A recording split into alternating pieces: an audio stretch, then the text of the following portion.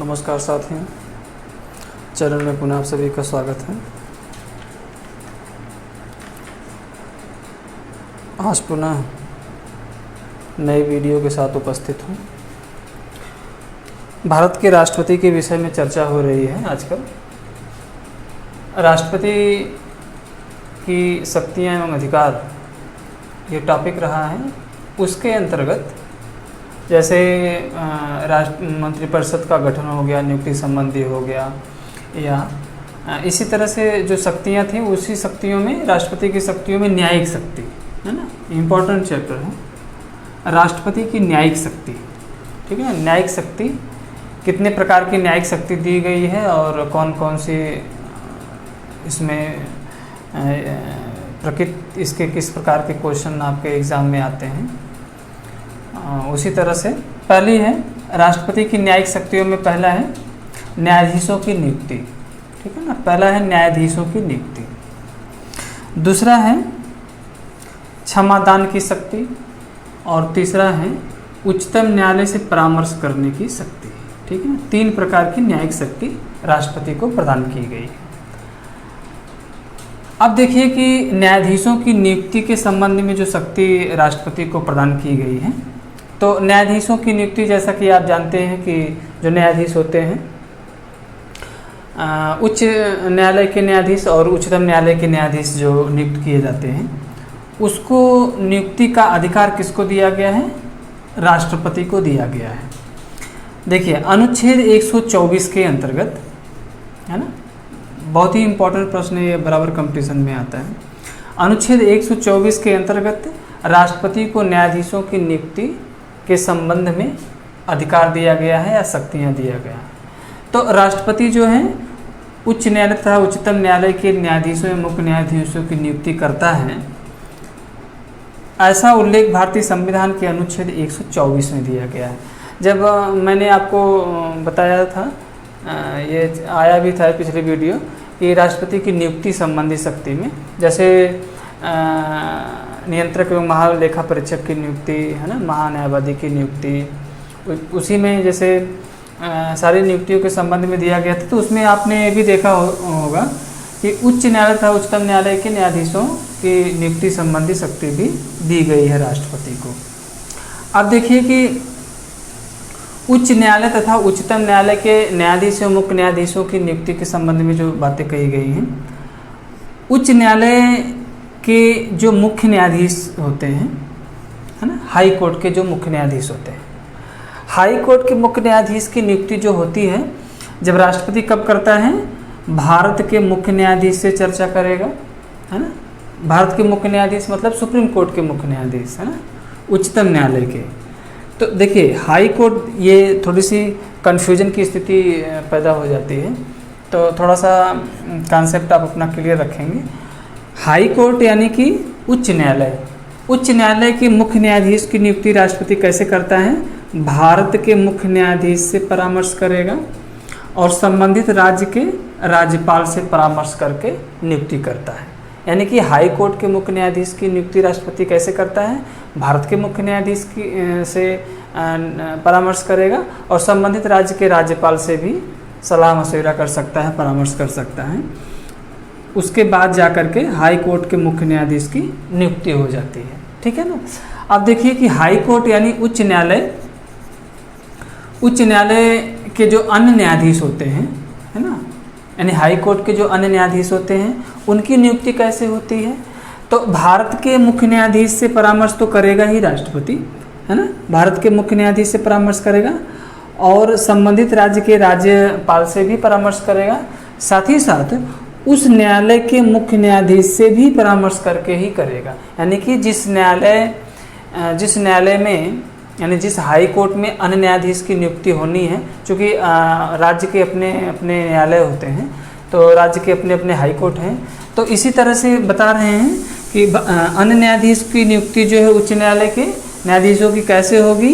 भारत के मुख्य न्यायाधीश से वो डिस्कस करेगा, संबंधित राज्य के राज्यपाल से डिस्कस करेगा, परामर्श लेगा, और उच्च न्यायालय के मुख्य न्यायाधीश यानी कि संबंधित जो न्यायालय है उसके मुख्य न्यायाधीश से परामर्श करके ही अन्य न्यायाधीशों की नियुक्ति राष्ट्रपति करता है। ठीक है ना, कॉन्सेप्ट आपको क्लियर हो गए होंगे।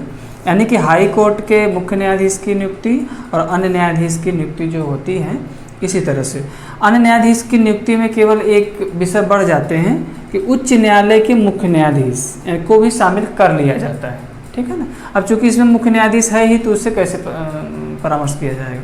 तो मुख्य न्यायाधीश की नियुक्ति, जो हाई कोर्ट के मुख्य न्यायाधीश की नियुक्ति भारत के मुख्य न्यायाधीश के परामर्श करके और संबंधित राज्य के राज्यपाल से परामर्श करके करेगा राष्ट्रपति। अन्य न्यायाधीश की नियुक्ति जो होगा भारत के मुख्य न्यायाधीश से परामर्श करेगा, संबंधित राज्य के राज्यपाल से परामर्श करेगा और उस न्यायालय के मुख्य न्यायाधीश से परामर्श करके कर देता है। अब देखते हैं कि राष्ट्रपति की जो न्यायिक शक्ति है उसके अंतर्गत देखते हैं। हमने बताया कि न्यायाधीशों की नियुक्ति के संबंध में, तो ये हाई कोर्ट हो गया। अब सुप्रीम कोर्ट के मुख्य न्यायाधीश और अन्य न्यायाधीश की नियुक्ति कैसे होती है, तो जैसा कि आप जानते हैं, है ना, तो जो सुप्रीम कोर्ट है यानी उच्चतम न्यायालय है, उसमें उच्चतम न्यायालय की मुख्य न्यायाधीश की जो नियुक्ति होती है वो कैसे होती है। जो सुप्रीम कोर्ट का जो वरिष्ठतम न्यायाधीश होता है ना, जैसा कि ये परिपाटी चली आ रही है कि जो वरिष्ठतम न्यायाधीश होता है, वरिष्ठतम न्यायाधीश को ही मुख्य न्यायाधीश नियुक्त किया जाता है। ऐसा सुप्रीम कोर्ट में जैसे एक तरह से परिपाटी चली आ रही है ना, परिपाटी चली आ रही है कि जो वरिष्ठतम न्यायाधीश सुप्रीम कोर्ट का होगा उसी को किया जाएगा, उसी को राष्ट्रपति क्या करेगा, मुख्य न्यायाधीश के रूप में नियुक्ति कर देता है। हाँ, ये तो जानना भी जरूरी होगा, जो वरिष्ठतम न्यायाधीश होते हैं, मुख्य रूप से वरिष्ठतम न्यायाधीश होते हैं, तो ऐसा माना जाता है कि वो मुख्य रूप से कानूनविद होगा, है ना, और ज़्यादा से ज़्यादा न्यायिक कार्य का उसको अनुभव होगा। इस तरह से बातें जो है एक अनुमान के तहत सारे मामले को फिट कर दिया जाता है, उसके बाद जो है नियुक्ति कर दी जाती है। तो ये हो गया सुप्रीम कोर्ट के मुख्य न्यायाधीश की नियुक्ति राष्ट्रपति करता है, यानी कि वरिष्ठतम अन्य न्यायाधीशों के बीच से करता है। ठीक है ना, वरिष्ठतम जो अन्य न्यायाधीश होते हैं उन्हीं के बीच से जो है मुख्य न्यायाधीश की नियुक्ति होता है। ठीक है ना। उच्चतम न्यायालय के अन्य न्यायाधीश की नियुक्ति कैसे होता है, तो उच्चतम न्यायालय के अन्य न्यायाधीश की नियुक्ति कैसे होता है, भारत के मुख्य न्यायाधीश से परामर्श करके होता है। ठीक है ना, भारत के मुख्य न्यायाधीश से परामर्श करके होता है। इस तरह से बातें जो है कही गई है। अगला है, दूसरा है राष्ट्रपति की न्यायिक शक्तियों के अंतर्गत दूसरा है क्षमादान की शक्ति। ठीक है ना, ये भी बहुत ही इम्पोर्टेंट है, क्षमादान की शक्ति। तो क्षमादान की शक्ति ये भारतीय संविधान के अनुच्छेद 72 में दिया गया है, ये भी बहुत ही इम्पोर्टेंट है ना। तो भारतीय संविधान के अनुच्छेद 72 के अंतर्गत राष्ट्रपति को क्षमादान की शक्ति प्रदान की गई है। राष्ट्रपति को क्षमादान की जो शक्ति प्रदान की गई है, तो ऐसा जैसे कई ऐसे मामले आते हैं कि जिस पे सुप्रीम कोर्ट ने अपना निर्णय दिया हो, तो खासकर जो दंडादेश होते हैं, मुख्य रूप से ये देखा जाता है कि सुप्रीम कोर्ट यदि किसी व्यक्ति को दोषी ठहराता है और उसे क्षमादान की शक्ति यदि प्रदान करनी है, तो भारतीय संविधान के अनुच्छेद 72 के अंतर्गत यह अधिकार राष्ट्रपति को मिला हुआ है। तो क्या होता है कि क्षमादान की शक्ति के अंतर्गत जो दंडादेश होते हैं, दंडादेश मतलब दंड के जो आदेश होते हैं, है ना, जो दंडादेश होते हैं उसमें दंडादेश के निलंबन, है ना, दंडादेश के निलंबन, परिहास और लघुकरण की शक्ति राष्ट्रपति को प्रदान की गई है। यानी कि ये शब्द जो आते हैं ये क्षमादान शक्ति के अंतर्गत आते हैं। जैसे अनुच्छेद 72 के अंतर्गत राष्ट्रपति को दंडादेश का जो अधिकार दिया गया है, उस दंडादेश के अधिकार में किस प्रकार की बातें कही गई हैं। एक तो कही गई है दंड का निलंबन, परिहास और लघुकरण किया जा सकता है। अब देखिए कि जो शब्द संविधान में निलंबन, परिहास और लघुकरण की बातें आती हैं, तो निलंबन की बातें जो आती हैं कि जैसे क्षमादान की शक्ति के अंतर्गत जो निलंबन की बात आती है, यानी कि निलंबन का तात्पर्य होता है कि दंड के अस्थायी स्थगन से होता है ना। जो दंड दिए गए हैं उसके अस्थाई स्थगन का मतलब ही होता है निलंबन, यानी कि दंडादेश का निलंबन, है ना। जैसे क्षमादान की शक्ति के अंदर की ये 3 शब्द आते हैं कि दंडादेश का निलंबन, परिहास और लघुकरण। तो इसकी जो विस्तृत व्याख्या है या इस शब्द को, चूँकि ये न्यायिक शब्द हैं, संवैधानिक शब्द हैं ये, तो वैधानिक शब्द हैं, तो इसके भी अपने मतलब हैं। जैसे निलंबन की बातें कह रहे हैं कि दंड के अस्थाई स्थगन का मतलब होता है, निलंबन का मतलब होता है दंड के अस्थाई स्थगन से, ठीक है ना। अगला है परिहास, यानी दंडादेश का परिहास। परिहास का मतलब होता है दंड की प्रकृति में परिवर्तन किए बिना, यानी कि दंड की जो प्रकृति है उसमें परिवर्तन किए बिना दंड की मात्रा को कम किया जाना, है ना। ये कह रहे हैं कि दंड के परिहास, यानी कि राष्ट्रपति की क्षमादान शक्ति में जो परिहास शब्द आता है उसका मतलब होता है कि दंड की प्रकृति में परिवर्तन किए बिना दंड की मात्रा, यानी दंड की मात्रा को कम किया जाना, यह क्या कहलाता है, परिहास कहलाता है। दूसरा है, हाँ, दंडादेश के अंतर्गत अगला है, तीसरा है लघुकरण की शक्ति, यानी कि दंडादेश में ही आता है लघुकरण। तो लघुकरण का मतलब होता है कि जो दंडादेश की प्रकृति है ना, प्रकृति में परिवर्तन करना, यानी कि दंड की प्रकृति में परिवर्तन करना ही क्या कहलाता है, लघुकरण का कहलाता है। तो इस तरह से दंडादेश के, हाँ, क्षमादान की शक्ति के अंतर्गत इस प्रकार की बातें कही गई है। हाँ, एक चीज़ और बता दें कि क्षमादान की शक्ति के अंतर्गत जैसे राष्ट्रपति ने जो भी दंडादेश दिया हो किसी को, हाँ, उसका न्यायिक पुनर्विलोकन भी हो सकता है, ठीक है ना। कभी कभी इस तरह से बातें कंपटीशन में जो गूढ़ प्रश्न आते हैं, तो क्षमादान शक्ति के अंतर्गत ये प्रश्न बराबर पूछता है कि क्या राष्ट्रपति की जो क्षमादान की शक्ति है, यदि राष्ट्रपति किसी मामले में परिहास या लघुकरण कर दिया हो किसी दंडादेश को, क्या उसका न्यायिक पुनर्विलोकन हो सकता है? तो बिल्कुल हो सकता है। न्यायिक पुनर्विलोकन की शक्ति तो ये न्यायिक शक्ति है और संवैधानिक व्यवस्था है कि दी गई है न्यायिक पुनर्विलोकन की शक्ति, ठीक है ना। तो न्यायिक पुनर्विलोकन की जो बातें कही गई हैं, मुख्य रूप से यह चाहे हाई कोर्ट हो या सुप्रीम कोर्ट हो, न्यायिक पुनर्विलोकन की शक्ति प्रदान की गई है कि न्याय का जो पुनर्विलोकन है वह हो सकता है, ठीक है ना। इस तरह की बातें जो है कही गई हैं। तो जो बातें क्षमादान शक्ति के अंतर्गत आती हैं, हाँ, तो न्यायिक पुनर्विलोकन की जो शक्ति है यह भारतीय संविधान के अनुच्छेद 137 के अंतर्गत दिया गया है। अनुच्छेद 137, यानी कि उच्चतम न्यायालय ने कोई दंडादेश दिया, उसका न्यायिक पुनर्विलोकन हो सके, यह भारतीय संविधान का अनुच्छेद 137 कहता है ना। कि राष्ट्रपति, हाँ, राष्ट्रपति के पास भी कोई अगर दया याचिका जाती है तो दया याचिका के संबंध में या दंडादेश के संबंध में वो दंडादेश को निलंबित भी कर दे या परिहास कर दे या लघुकरण कर दे, है ना। और इसके बाद भी आपके पास तो कोई विकल्प बचता नहीं है, तो यह न्यायिक पुनर्विलोकन के अंतर्गत पुनः आप उच्चतम न्यायालय जा सकते हैं। यानी कि न्याय का पुनर्विलोकन का मतलब होता है पुनर्विचार एक तरह से। तो ये अनुच्छेद 137 के अंतर्गत बातें कही गई हैं।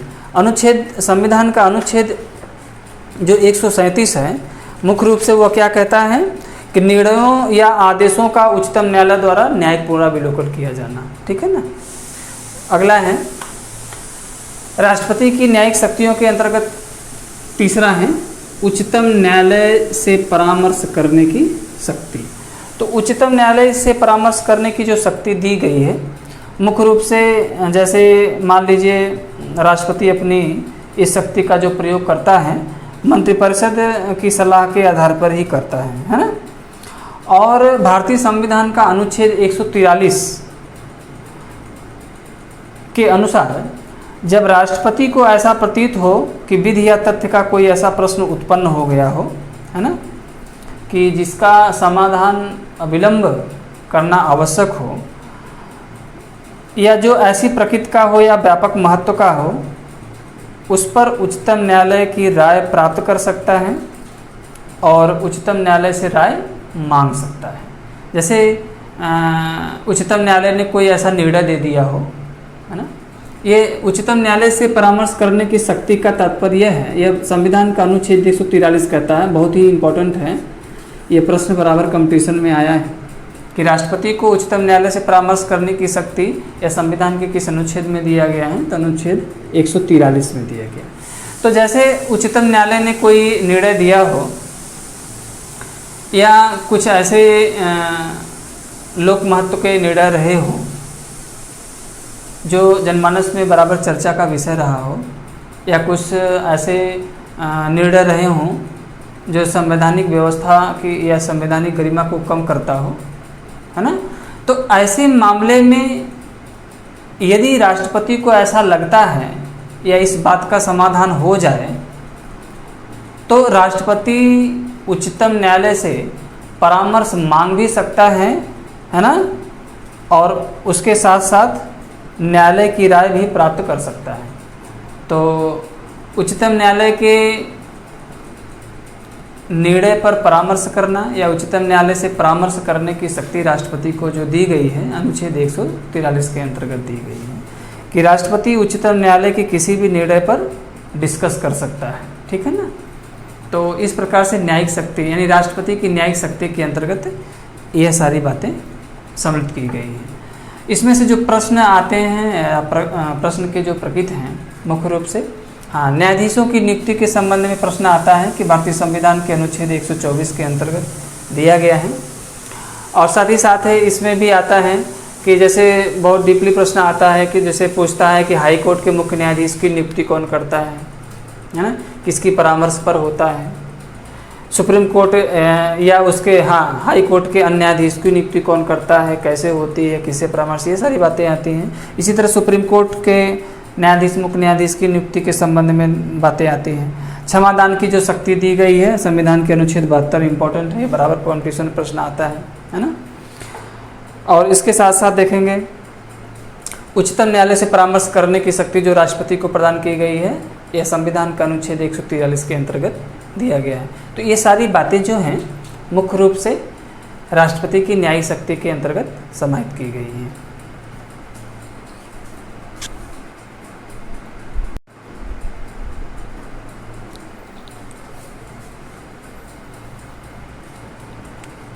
हाँ, उसी के अंतर्गत देखेंगे राष्ट्रपति की शक्तियों और अधिकार के अंतर्गत देखेंगे कि अभी आपने देखा राष्ट्रपति की न्यायिक शक्ति, उसी राष्ट्रपति की न्यायिक शक्ति के बाद अगला है राष्ट्रपति की आपातकालीन शक्तियाँ, ठीक है ना। तो राष्ट्रपति को, भारत के राष्ट्रपति को 3 प्रकार की आपातकालीन शक्तियाँ को जारी करने या आपातकालीन शक्तियों का अधिकार दिया गया है। तो आपातकालीन शक्ति जो प्रदान की गई है ना, पहला है राष्ट्रपति को जो आपातकालीन शक्तियां दी गई हैं, पहला है राष्ट्रीय आपातकाल। राष्ट्रीय आपातकाल जो है ये भारतीय संविधान का अनुच्छेद 352 के अंतर्गत दिया गया है। यानी कि राष्ट्रपति जो है अनुच्छेद 352 के अंतर्गत राष्ट्रीय आपातकाल की घोषणा कर सकता है।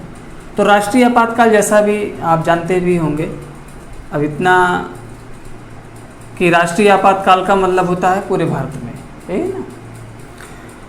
दूसरा है राज्य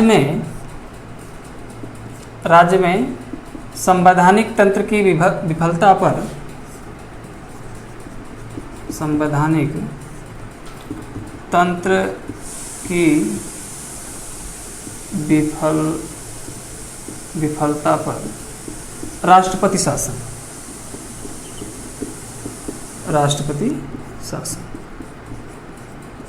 यानी कि यह संविधान का अनुच्छेद 356 कहता है। यानी कि राष्ट्रपति को यह भी शक्ति है कि अनुच्छेद 356 के अंतर्गत राज्य में संवैधानिक तंत्र की विफलता पर राष्ट्रपति शासन की घोषणा कर सकता है। यानी कि देखिए अब राष्ट्रपति शासन का मतलब होता है राज्य में आपातकाल, ठीक है ना। तो राज्य में आपातकाल का मतलब हो गया राष्ट्रपति शासन। तो राज्य में आपातकाल हो या राष्ट्रपति शासन क्यों लगता है? क्यों लगता है?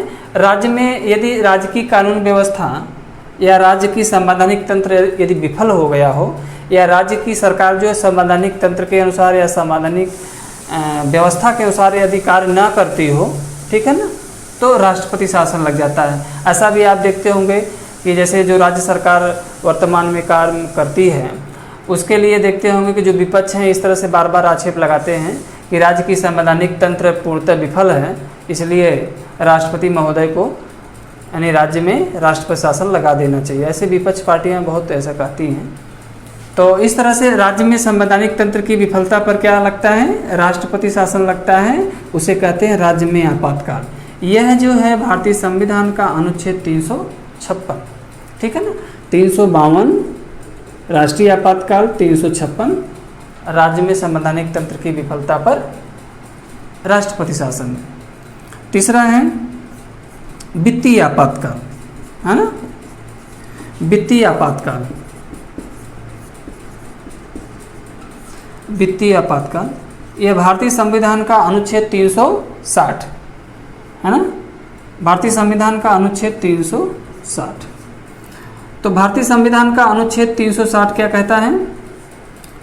360 क्या कहता है कि वित्तीय आपात यानी कि धन की कमी यदि भारत में हो गई हो, है ना, तो वित्त जैसा जानते हैं फाइनेंस की बातें कह रहे हैं, तो वित्तीय आपातकाल भारत में यदि इस तरह से कोई बातें होती हैं कि धन की कमी हो जाती है, तो वित्तीय आपातकाल की घोषणा की जा सकती है। तो राष्ट्रपति को यह अधिकार है कि भारतीय संविधान के अनुच्छेद 360 के अंतर्गत, है ना, भारत में वित्तीय आपातकाल की घोषणा कर सकता है, ठीक है ना। अभी तक वित्तीय आपातकाल की घोषणा ऐसा कुछ भारत में हुआ नहीं है, या भारत में वित्तीय आपातकाल का प्रयोग कभी हुआ नहीं है। तो इस तरह के आप आगे जैसे मेरी वीडियो अनुरोध आप देखते रहेंगे, ठीक है ना। तो राष्ट्रीय आपातकाल एक चैप्टर ही है, आपातकालीन व्यवस्था एक चैप्टर ही है, और आपको बखूबी उसको बताएंगे कब कब आपके यहाँ राष्ट्रीय आपातकाल लगा, कब कब कहाँ कहाँ राष्ट्रपति शासन लगा, वित्तीय आपातकाल जो अभी तक कभी नहीं लगा। इस तरह की जो बातें हैं वो थोड़ा सा डिटेल में आपको आपातकालीन व्यवस्था जो है डिटेल में बताएंगे। तो ये इसी के अंतर्गत इतने बातें आती हैं। हाँ, ये चूँकि आप राष्ट्रपति के अंतर्गत पढ़ रहे हैं, तो राष्ट्रपति को आपातकालीन शक्तियाँ कितनी हैं, कितनी प्रदान की गई हैं? 3 आपातकालीन शक्तियाँ दी गई हैं। राष्ट्रीय आपातकाल जो अनुच्छेद 352, राज्य में संवैधानिक तंत्र की विफलता पर राष्ट्रपति शासन यानी राज्य में आपातकाल अनुच्छेद 356, वित्तीय आपातकाल अनुच्छेद 360, ठीक है ना। तो यह क्या है? यह क्या है? ये पूरी बातें जो हैं अनुच्छेद 352, 56, 60 ऐसे एक ट्रिकी है।